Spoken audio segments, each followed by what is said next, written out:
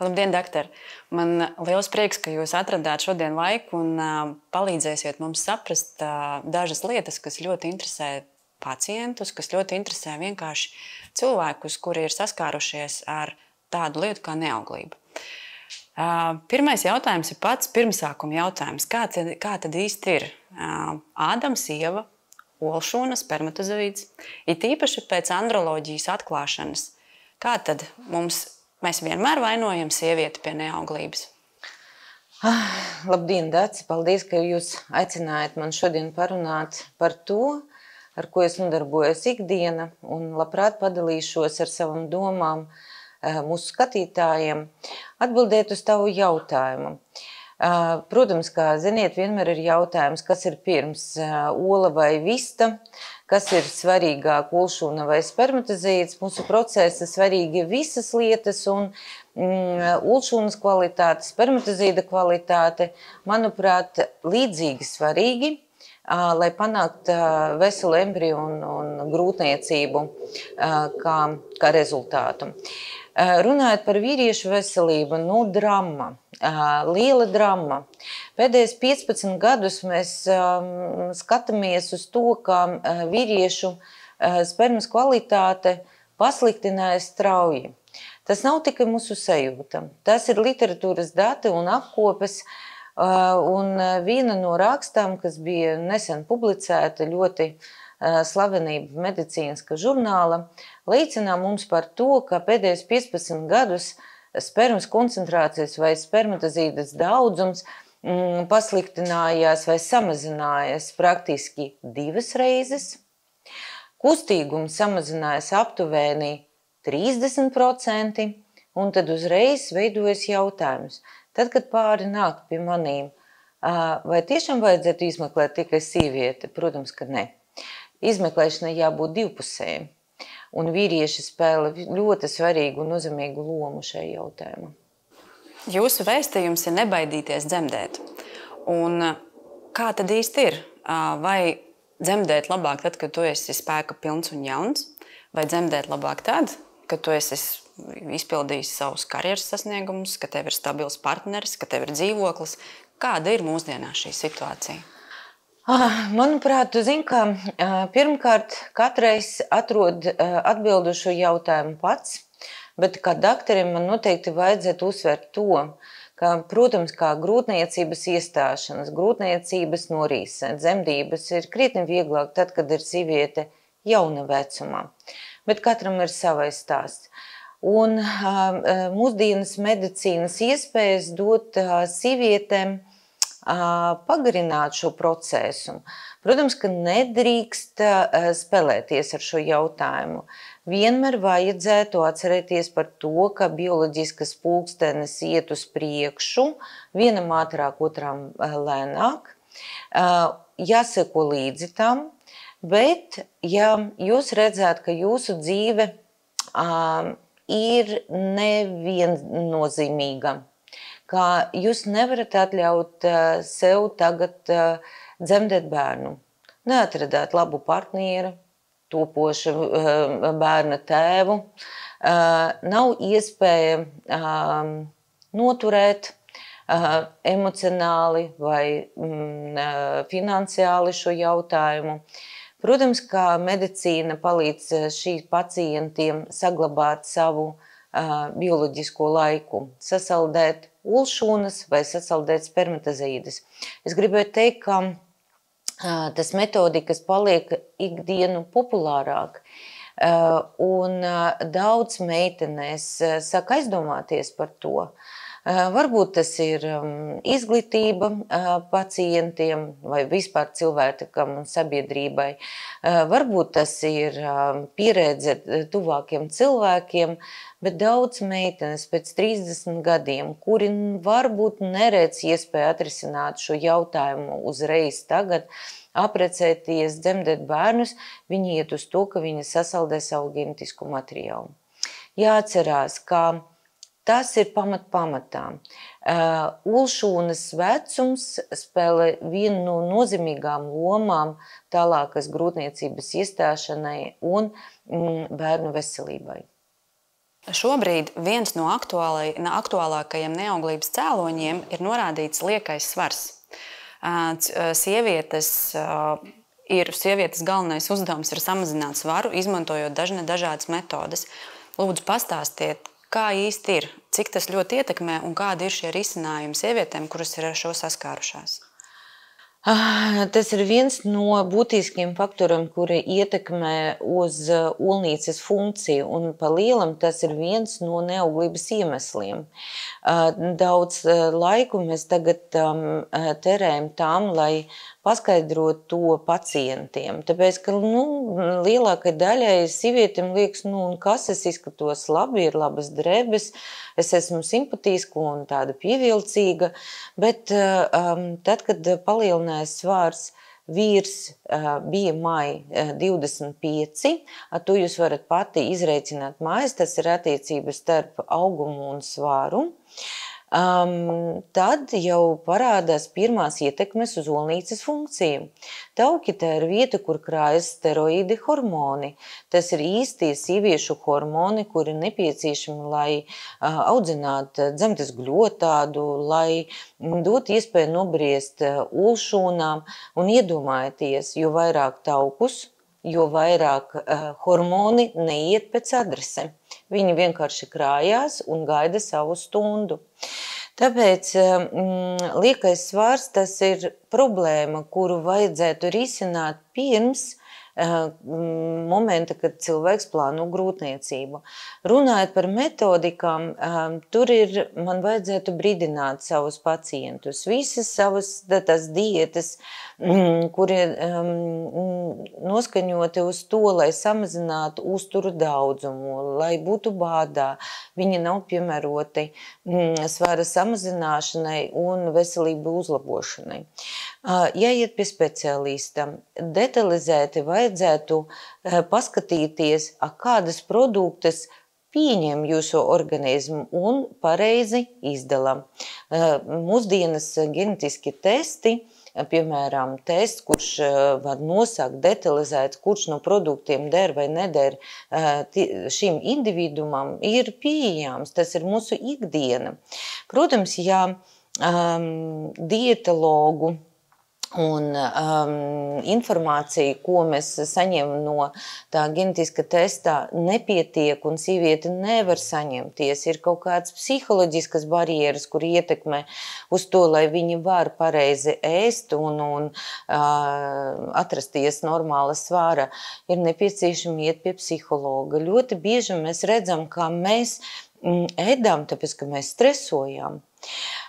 Ir, protams, kā gadījumi, kad ne dietas, ne genetiski testi, ne psihologa palīdzība vairs nevar palīdzēt, tāpēc, ka tās kritiska līnija jau ir pārieta. Un šajā gadījumā var palīdzēt ķirurgs. Protams, ka tas ir pēdējais, ko vajadzētu darīt, bet bariatritīskas operācijas, un viņi esat dažādas, tiešām var palīdzēt šim pacientiem kritiski samazināt svaru un uzlabot savu veselību. Un, ja mēs runājam par svars, ja ir pa daudz, bet kā ir, ja svars ir pa maz, vai arī tas ietekmē? Neapšaubām. Pat svara deficīts, tā ir slimība, un saucās tas slimības kaheksija. Tad, kad ir samazināts svars, tad, kad BMI mazāk par 18, labi, varbūt mazāk par 16, ja mēs runājam par detalizētiem cipariem. Īstenībā šim sievietēm arī veidojas nelabvēlīgas procesas olnīcas, pie samazināta svāra. Tā kā mēs jau runājam, vispār nav kur tiem steroīdiem hormoniem atbalsties. Viņam ir samazinājusies ovulācijas skaits, un pat samazināts svārs var novadīt pat līdz amenorējai, tad, kad apturās mēnešreizes. Un kādreiz, ziniet, tas process nav atgriezīnisks. Tāpēc ļoti labi, ka jūs pajautājat par to. Daudz jaunas meitenes uzskata, jo tievāk viņa esat, jo labāk viņa izskatās. Īstenība tā nav. Atkal, ja rodās tādas aizdomas, man ieteikums parunāt ar psihologu par šo jautājumu. varbūt dzīve nav tik slikta, varbūt viņa nav tik drūma, varbūt vajadzētu paskatīties uz sevim ar citam acīm. Un varbūt jāskatās uz sevi ar savām acīm, nevis ar tām, ko uzspiež šobrīd sabiedrība. Absolūti piekrīt, Dec. Jā. Jūs minējāt par olšūnu sasaldēšanu. Es zinu, ka daudzas sievietes jums prasīs, kad tad ir īstais laiks man sasaldēt tās olšūnas? Protams, ka šis jautājums ir izpētīts, bet katram procesam ir savi izņēmumi. Tāpēc, runājot par standartam rekomendācijām, olšūnas varētu būt sasaldētas ar labu garantiju, ka viņi ir saglabātas un pēc atsaldēšana var dabūt kvalitatīvus embrijus, sakot no 18 līdz 35 gada vecumā. Bet uzreiz rodās jautājums, ko darīt meitenēm pēc 35 gadiem, un pārsvarā šis jautājums tiešām esat pacelts pēc 35 gadiem.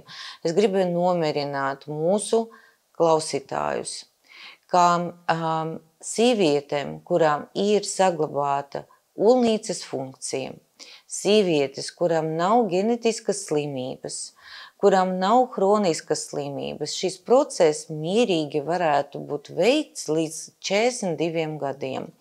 Un šī metodika pastāv pietiekami ilgu laiku, lai mēs varam spriest arī par attālinātiem rezultātiem.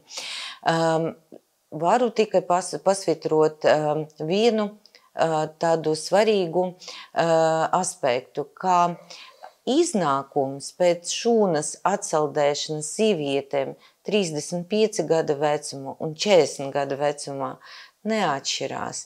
Tas nozīmē to tāpat sievietēm 35 gada vecumā, 40 gada vecumā, ja viņi ir sasaldējusi savas šūnas, mēs varam panākt labam, veselam embrijam un savukārt panākt grūtniecībai. Un noteikti būs jautājums, kā tad ir, ja sasaldē nesabojā neko, viņš ir tikpat labs. Tas ir mīts, bet to ir svarīgi pateikt skaļi, kad...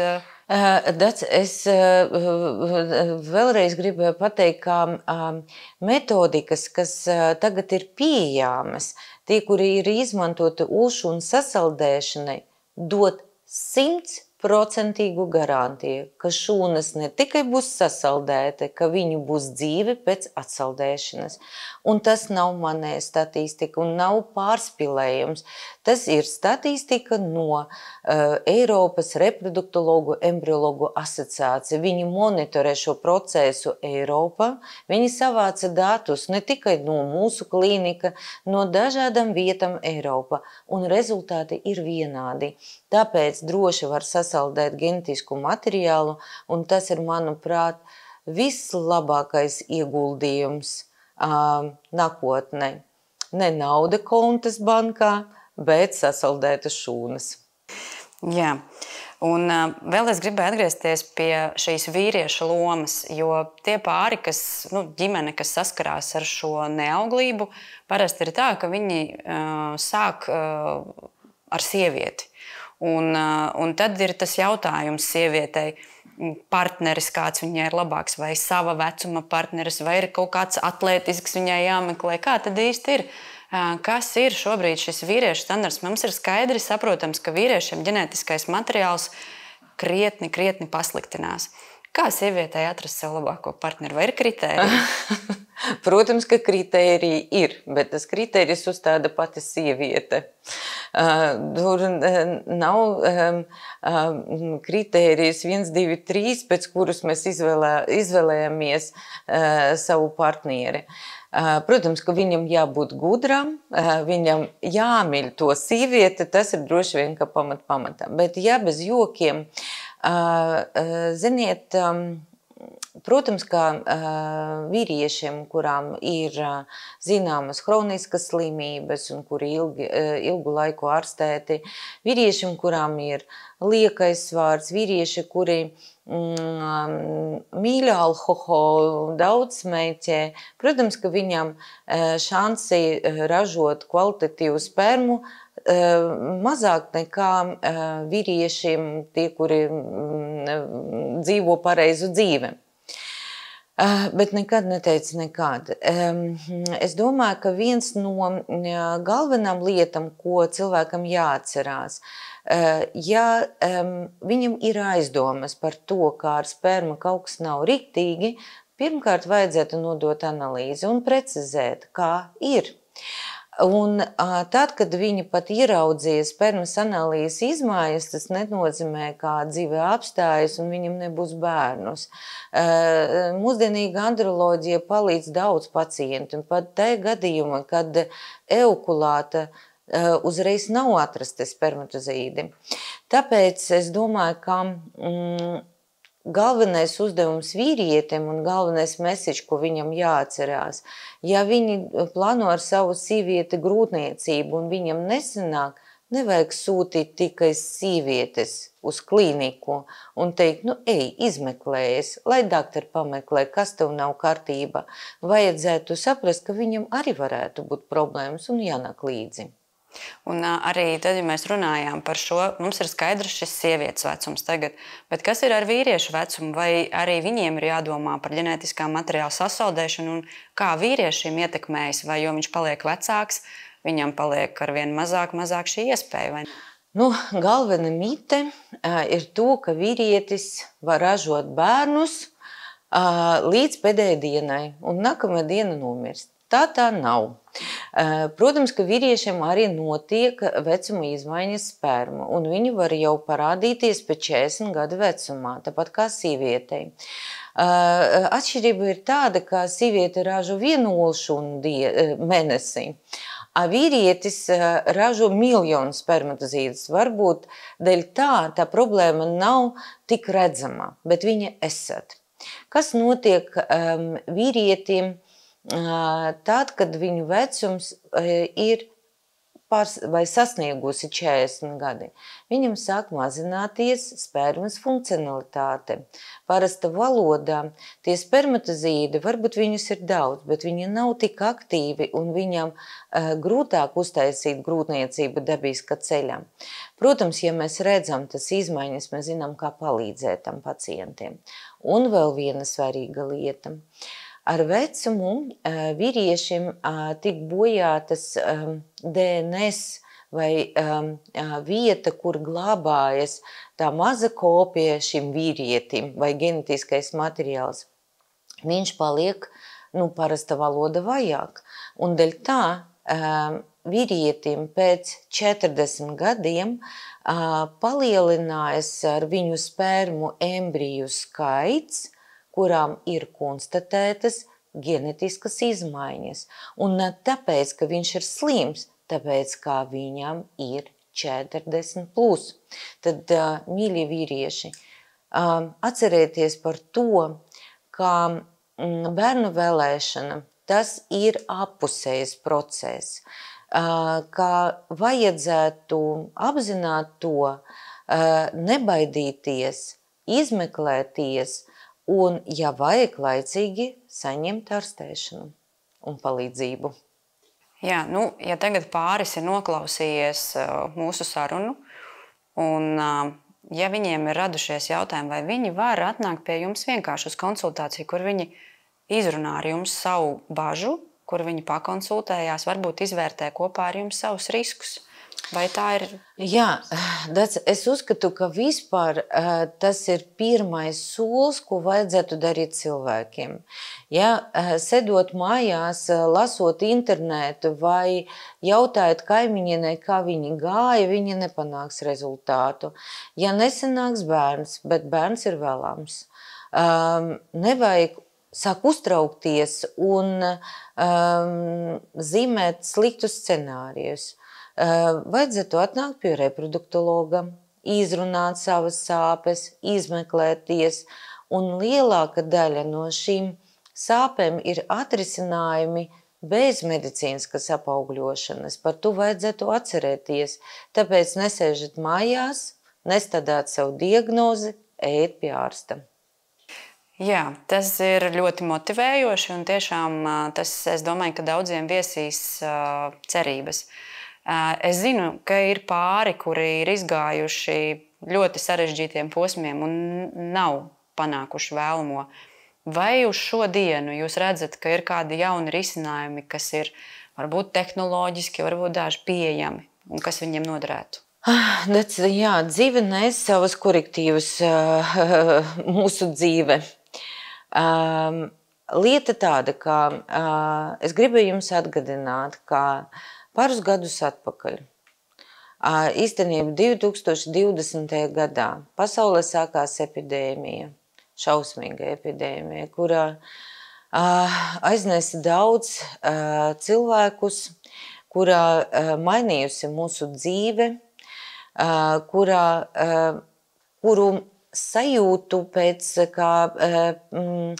garšas mēs varam just līdz šim brīdim. Protams, kā viņi atstāja atspaidu mūsu veselībai. Praktiski visi cilvēki pasaulē esat izslimojusi 1-2 reizes šo infekciju. Cilvēki bija vakcinēti. Es esmu pirmais, kurš bija vakcinējusies un propagandēja to, ka cilvēki mums jādara to. Bet ko es tagad redzu? Es redzu ļoti daudz imunoloģiskas neauglības, kurus es nebiju redzējusi pirms šīs epidēmijas. Mana pieredze šajā jomā vairāk kā 20 gadus. Un tad, kad es sāku strādāt, mēs bijām cīnījusies ar olvadu faktoriem, ar vīriešu neauglību, ar daudz ko mēs varam sajust ar rokām, redzēt ar acīm. Tagad mēs redzam pilnīgi veselus cilvēkus, kuram nav konstatētas izmaiņas analīzes, spermas analīzēs, bet viņi vienalga nevar palikt stāvoklī. Un tad, kad mēs iedziļinājāmies šajā jautājumu un atradām iespējas diagnosticēt šo neauglības veidu, mēs arī panācam ārstēšanai, kā mēs varam palīdzēt šim pacientiem. Un varbūt no tādām būtiskām soļām neauglības ārstēšanai, tas ir uz dotu momentu imunoloģiskas neauglības ārstēšana.